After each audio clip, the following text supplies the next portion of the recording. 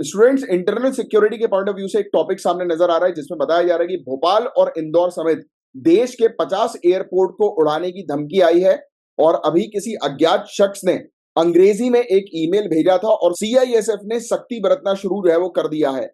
आपको आगे की बात बताएं तो मध्य प्रदेश के भोपाल, इंदौर, जबलपुर के साथ साथ 50 एयरपोर्ट को बम से उड़ाने की धमकी मिली है।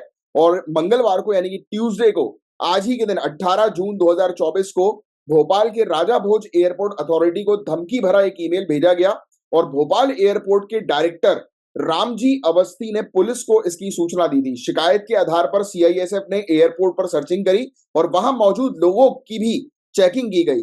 जांच के दौरान कोई सस्पेक्टेड चीज जो है वो नहीं मिली है। हालांकि एयरपोर्ट पर बम थ्रेट असेसमेंट कमिटी ने मैनुअल चेकिंग जो है वो बढ़ा दी है और अंग्रेजी में ईमेल जो है वो लिखा था और केस दर्ज हो चुका है। और भोपाल की गांधीनगर पुलिस ने अज्ञात के खिलाफ धारा 507 और वायुयान अधिनियम के तहत केस दर्ज कर लिया है। और टीआई सुनील मेहर के मुताबिक एयरपोर्ट अथॉरिटी को अंग्रेजी में मेल जो है वो लिखा गया था और इसे भोपाल के अलावा और भी काफी सारे एयरपोर्ट को भी टैग किया है। इसके अलावा आपको बता दें कि इससे पहले और भी काफी सारी धमकी मिल चुकी है। 29 अप्रैल 2024 को राजा भोज विमानतल के मुख्य सुरक्षा अधिकारी विशाल कुमार शर्मा ने गांधीनगर थाने में शिकायत दर्ज कराई थी। उन्होंने कहा था कि 29 अप्रैल को सुबह 9:37 पर विमानपत्तन निदेशक के आधिकारिक ईमेल पर मेल आया था जिसमें भोपाल समेत देश के और भी काफी सारे विमानतल और एयरक्राफ्ट पर बम से हमला होने की बात की गई थी। इसके अलावा एक मेल पहले भी आ चुका है 12 मई 2024 को भोपाल के राजा भोज एयरपोर्ट के साथ ही दिल्ली, जयपुर, अहमदाबाद, लखनऊ, पटना, अगरतला, गुवाहाटी, जम्मू, औरंगाबाद, बागडोगरा और कालीकट एयरपोर्ट को भी बम से उड़ाने की धमकी का ईमेल आया था। फिर 2022 में भी इस प्रकार का राजा भोज एयरपोर्ट यानी कि भोपाल के एयरपोर्ट में इंडिगो फ्लाइट को कथित तौर पर बम से उड़ाने की धमकी मिली थी जिसके बाद एयरपोर्ट पर अफरा तफरी का माहौल जो है बन गया था। और भोपाल से आगरा जा रही इंडिगो के एक विमान में बम मिलने की सूचना थी और कहा गया था कि 350 किलोग्राम के डेटोनेटर से उड़ा दिया जाएगा।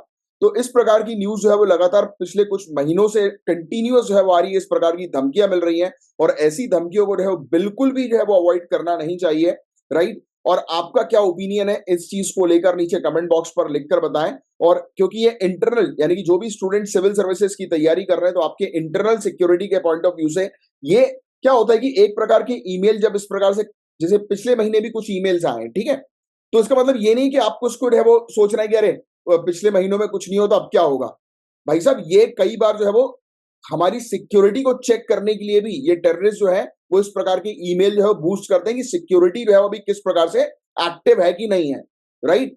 तो ये बहुत ज्यादा जरूरी होता है कि सख्ती कंटिन्यूअसली बढ़ाना। इस प्रकार के ईमेल्स वगैरह जो होते हैं उसको बिल्कुल भी इजी नहीं लेना है। और इस पर एक चीज आपको जरूर मेंशन करनी है कि हमारी कंट्री के अंदर साइबर सिक्योरिटी को जो है हम लोग को और भी स्ट्रेंथन करना है और भी मजबूत करना है। हमारी कंट्री की इंटेलिजेंस को बहुत मजबूत करना है कि जिसने ईमेल भेजा उस तक जो है वो हम पहुंच सके। ऐसी टेक्नोलॉजी पर भी काम करना बहुत ज्यादा जरूरी है क्योंकि आजकल टेररिस्ट जो है वो काफी सारे, कई बार ओपन वाईफाई का उपयोग करके, कई बार ओपन नेटवर्क का उपयोग करके, कई बार वीपीएन का उपयोग करके और वेरियस टेक्नोलॉजी के थ्रू जो है ये क्या करते हैं, ये लोग अपने आप को जो है वो इंटरनेट सर्विस प्रोवाइडर से जो है वो बचा कर रखते हैं जिससे कि इनकी आईडी ट्रेस ना हो, राइट। तो ऐसी टेक्नोलॉजी पर काम करना जरूरी है कि इनको ट्रेस जो है वो किया जा सके कि इस प्रकार के थ्रेट कहां से आ रहे हैं उसकी इंफॉर्मेशन हमें मिले। इस पर जो है वो टेक्नोलॉजी पर काम करना चाहिए। ये आप अगर मेंस के आंसर में लिखने के लिए आता है इंटरनल सिक्योरिटी के पॉइंट ऑफ व्यू से जीएस पेपर 3 के अंदर, तो आप ये सब पॉइंट जो है वो जरूर मेंशन करिएगा, राइट। तो आई होप कि ये न्यूज आपको अच्छी लगी होगी और एग्जाम के पॉइंट ऑफ व्यू से भी ये इस प्रकार के टॉपिक्स आपके लिए काफी ज्यादा इंपॉर्टेंट होते हैं। सिविल सर्विसेज की तैयारी कर रहे हो तो तुरंत चैनल को सब्सक्राइब करो और हमारे पेड कोर्सेज को भी आप ज्वाइन कर सकते हो। इस चैनल पर ओनली करंट अफेयर्स चैनल पर रेगुलर बेसिस पर हम करंट अफेयर्स प्रोवाइड कराते हैं और डेली बेसिस पर न्यूज जो होती है सिविल सर्विसेज के पॉइंट ऑफ व्यू से इंपॉर्टेंट वो हम यहाँ पर आपको प्रोवाइड कराते हैं। जय हिंद।